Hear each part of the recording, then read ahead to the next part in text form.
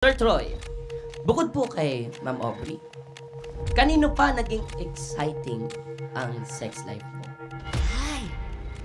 O mga manika, kalma.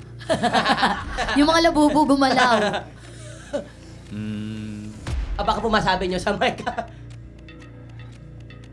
Tagal mag-isip ah. I think I have to scoop this, right? Sa kanya, hindi sa akin. Yeah, of course, of course. Okay, good. Sige. Lalapit tayo, lapit tayo. Lapit na, Ako sige. na lang po ang lalapit. Ako na lang po. Okay. Just to get the question right. Your ex, ha? Nagpapaalam, Ah, mabait. Na yung exciting, na yan.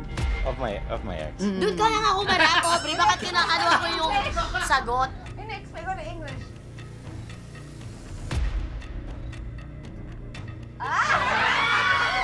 Naririnig ko eh!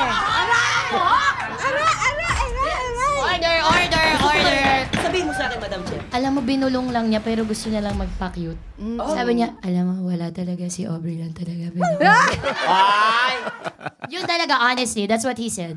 Kaya ako parang, in the car, ayoko na! Ano ba kayo? Itong dalawan to?